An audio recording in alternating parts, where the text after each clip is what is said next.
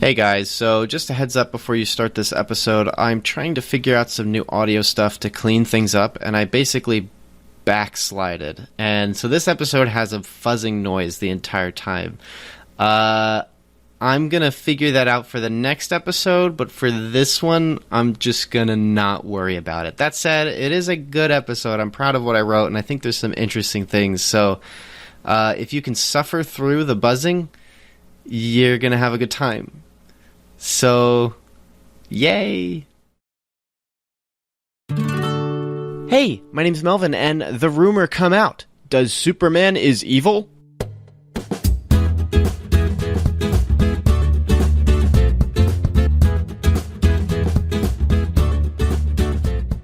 Welcome to Cinematic Doctrine, a spoiler-free Christian movie podcast where we sit at the table of cinema and eat. Tonight we'll be dining on David Yarovesky's Brightburn. David's previous film, The Hive, snuck into the horror scene mostly under the radar. Available on Amazon Prime, his Memento meets Dead Snow zombie film has a fair amount of intrigue along with choice scenes of grotesque beauty, yet falls apart when his music video career takes center stage as the film looks like it's shot for Vivo. Fortunately, Brightburn isn't shot like a music video. I can only put up with so many Dutch angles and high contrast imagery before I grow a little numb, so that's a plus. Unfortunately, I watched Brightburn late into the evening on a Friday night. I'm a big fan of Dolby Cinema screenings, and the only one for Brightburn was an 11 p.m. showing, which means, after all the trailers and other nonsense, it was about 11:30 by the time the movie started, and 1 a.m. when it ended. To make things better, yet simultaneously worse, we made Friday night a surprise double bill and watched The Sun Is Also a Star 2 hours prior. We were basically running across the theater to make it in time for Brightburn. But this isn't a review about The Sun Is Also a Star, which was inoffensive at best, mediocre at worst. It's a Brightburn review, so let's hear what that's about, and I'll just nab the IMDb description since it works well enough. What if a child named Brandon from another world crash-landed on Earth, but instead of becoming a hero to mankind, he proved to be something far more sinister? Brightburn is rated R for horror, violence, bloody images, and language. There are about 4 sequences of relatively explicit gore, the second of which is vastly more frightening than the others, while the last of which is essentially a corpse on display. Also, that corpse I think was nude, but nudity is neither listed in the certificate nor was the lighting of the scene bright enough to really know if that's what it was, not to mention that it was likely a prop, so do with that what you will. Although unlisted in the certificate, there is also an uncomfortable moment between 2 children that doesn't lead anywhere compromising, but based on implication and character intent feels a little difficult to watch. But that's sort of the point of the scene. I'm not sure how the MPAA would certificate that anyway, but I'll just drop that here for anyone who is going to see or is interested in the film. There's also the talk between father and son, and I think everyone would agree that the father gives some absolutely terrible and damaging advice, and it's a little worse when it's composed with a sense of dark comedy, but again, that seemed to be the purpose of the scene, so contextually it functions how it should, but could have been written better. So, Brightburn. It's not very good. It's not bloated, it's not complicated, it's not offensive. It's just a weak film lacking substance. There's no metaphor, there's no character study, there's nothing all that frightening about the film, there's nothing to remember, there's no great set pieces, I could go on.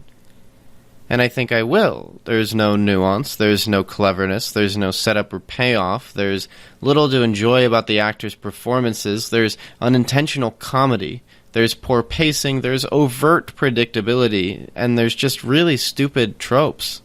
Let me put it this way. David Yarovesky has said he wanted to capture Michael Myers with a cape. He wanted to make something frightening, something representative of a greater evil, an overpowering presence of sinister thoughts and fetishes. Yet, what's captured in this film is far from Carpenter's Halloween. Both in the execution of the story's supposed horror, along with the clear and present R-rated superhero cash grab, everything about this seems a lot more like Sean S. Cunningham advertising an unknown film called Friday the 13th in Variety magazine. Now, maybe Brightburn wasn't trying that hard to cash grab, considering Cunningham did all that before getting the rights to the title or before the script was even finished. He was overtly cash grabbing in the most explicit of senses. But in Brightburn's case, people are thirsty for R-rated superhero films. They want something a bit more than the Marvel and DC fare, and that's all fine and dandy, but that shouldn't excuse mediocrity when it hits them in the face. But high-concept films do their jobs well simply because they're easy. What if Superman was evil? Works because anyone would go. Oh, that sounds interesting. I'd like to see what that looks like. And voila, you've got a new blockbuster. There's something to appreciate about the simplicity of Brightburn, but perhaps that's what adds to my disappointment. High-concept films don't need nuance, but I think they're often benefited from it. Refn's Drive is high concept, and that film is lathered in nuance and character development. It's possible to add a little more than what comes across as easy, and there's some hints to that in Brightburn. Now let me first say that these next few talking points are based primarily on tiny hints of potential greatness that ultimately come without fruition. They are very loosely extracted from incredibly stupid and unintentional story beats. Except for one. I think there's one that Mark and Brian Gunn were headed for when writing Brightburn's script, but it still doesn't work, so oh well. Sorry guys, you wrote a real mess, and the one thing you wanted to get at doesn't survive it either. There's a very, and I can't stress this enough, very loose idea of comparing the act of raising a child to bringing a stranger into your home. Both Mark and Brian spoke into this idea amidst interviews, this idea that nobody knows who their kids are going to be, what they're going to do, what they will do with their power or talents or interests, whether or not they will go off and commit to righteousness or indulge in evils. As a concept, that's quite interesting, and I think there's a lot to be desired there. That idea isn't even limited by culture, as I think anyone anywhere would for the most part want their child to do good when they grow up. They recognize their specialties and encourage good works with their talents, fostering a mentality of care for others while also teaching a baseline for good manners and social interactions. This all may look different across borders, but I think it's a fair standard to think that instilled in parenting, one is nurturing their offspring to do good and expecting it to pay off. But nobody knows who anyone is going to be in the future, let alone know what the future holds for themselves, so a child, in a sense, can still be considered a stranger. To deconstruct that would be fascinating, putting to face what it looks like to impart a parent's vision of their child beside what they actually are. You would basically have We Need to Talk About Kevin, except with superpowers. But that doesn't happen in Brightburn. Nobody in Brightburn seems to care about expressing blind, idle fantasy over the child in comparison to legitimate, problematic issues. Which leads to another point that wasn't intentional but could have been present in the film and honestly would have benefited it. Both Mark and Brian Gunn said that this wasn't their focus with the film, nor were they going this direction to begin with, but there is a pivotal moment in the film that alludes to a commentary on toxic masculinity. So there's a scene where Brandon, our evil Superman, is out hunting with his dad, played by David Denman. You know, Roy from The Office. Anyway, they're hunting, and as mentioned, there's the talk. It's cringy and weird and mostly stupid, but what Roy says to Brandon is along the lines of, sometimes it's okay to let out a little, to lash out and get what you want when you want it, you know? He says it in such a casual, awkward way that, first off, it's mostly played up as a joke, which isn't very funny in all honesty. But second, Brandon is hearing this and thinking of a girl he's fond of at school. So imagine you're finding out you're ridiculously powerful, and just told that sometimes it's okay to do what you want, with regards to the birds and the bees. So side note, I'm recording this and my wife heard me say birds and the bees, and she's like, why didn't you say wasps and the bees? So if you've seen the movie, you kind of get that a little more. But to get back to the review, it's wicked.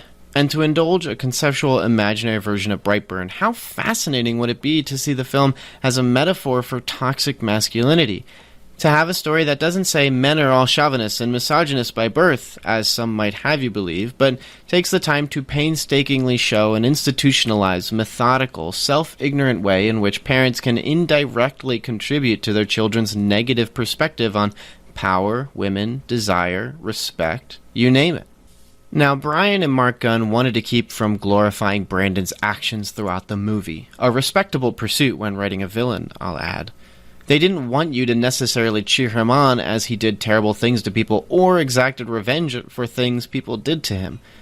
But I feel that, at least for the first bit of the film, we needed something like that. We needed a scene where we are on Brandon's side, affectionate to his struggle of finding out who he is and what he can do. Perhaps he fights back against bullies and permanently or fatally hurts a fellow student. Or maybe he's enduring an unrequited love for a classmate and it grows a little too objectifying. We would have these points where we are sympathizing and agreeing with him, yet shown a malicious perspective of what these things can do when turned to the nth degree. It would be a convicting moment where we go, wait a minute, that's what he was doing? No, I didn't want that. Honestly, it would feel a lot like Colossal. And that's how metaphors work, right? I mean, we emphasize things, push them further to make them clear, and I think that would have made a mixture of two things. Number one, the film would have been vastly more interesting, proposing a character study of a young boy being taught the wrong things from his father, and then the mother is ignoring it as she's going, oh, boys will be boys, or you're my darling and you can do no wrong. Then it would bring into question who's at fault, the parents or the child. And the second point would be, it would just be more frightening. You'd have Brandon expressing a growing, seething anger and hatred as he's struggling to understand himself in juxtaposition to the world around him, a world he doesn't belong to, as well as showing how far someone born into such power can be twisted and warped into evil, both by choice or by circumstances. Then the question would be, which is worse? These ideas fascinate me despite not being in the film. And it's kind of funny. I think about how some friends have joked that I rewrite movies I don't like. And it's true. I spend time trying to think of what makes a film good or what can make them better. And in all intents and purposes, Brightburn had the potential to be great. Its high-concept ease of access, along with the perfect pieces to commentate on mismanagement of Birthright, would be wonderful to watch. And I'm a sucker for tragedies, so to watch something that had all the pieces but didn't know it was a puzzle disappoints me more than anything. And I can endure most bad films, but disappointing ones have a lasting impact on me, and oftentimes I find myself ruminating on them, wondering what went wrong, or if anyone in production saw the same issues I did, or, as happens sometimes, whether or not I'm an outlier.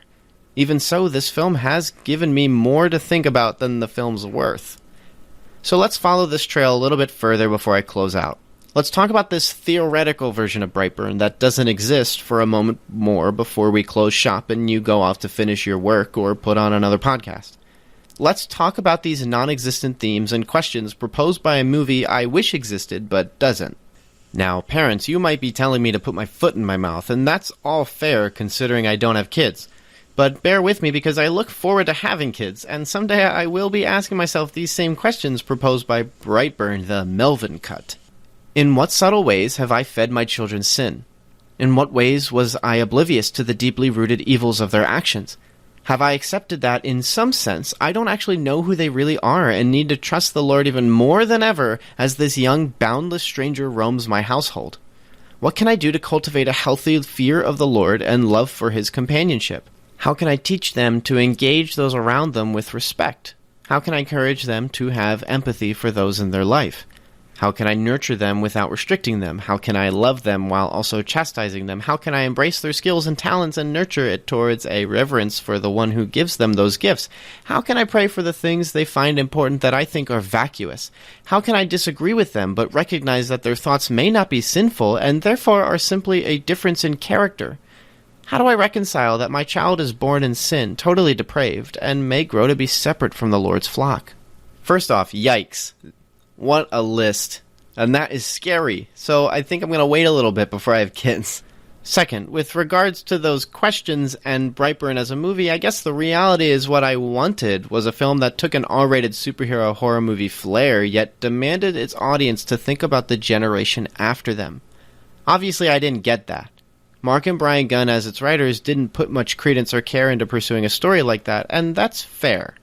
But I think about something David Yarovesky said in an interview, that Brightburn had him thinking about his elementary school days when he would watch tons of horror movies, fascinated by their flavor and presentation, and recreating that fascination by drawing about them in his notebooks. He said his mother would get calls from the school with his teachers in a panic about what he was drawing, but his mother would assure them that it was simply creativity, that her child was special.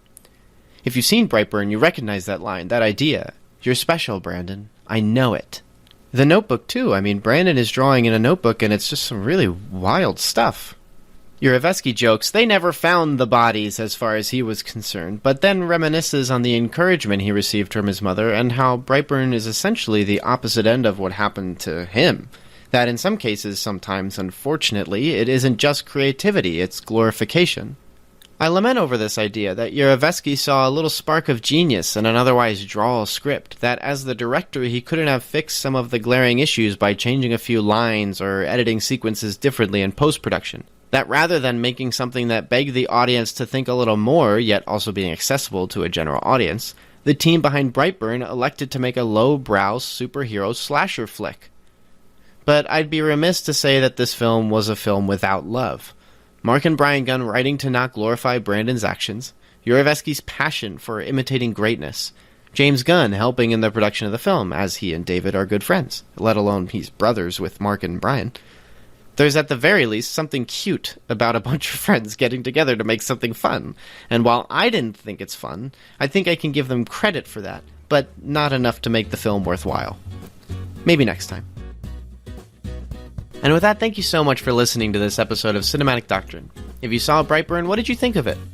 Did you think my fictional version would have been more interesting, or was the film more than you expected? Let me know with an email to cinematicdoctrine@gmail.com or check out the new website at cinematicdoctrine.com and comment below. I also have a letterbox list that will be linked in the show notes for every movie featured in Cinematic Doctrine with links to each respective episode. Next week we'll be covering Michael Dougherty's Godzilla, King of the Monsters. Until then, stay cool.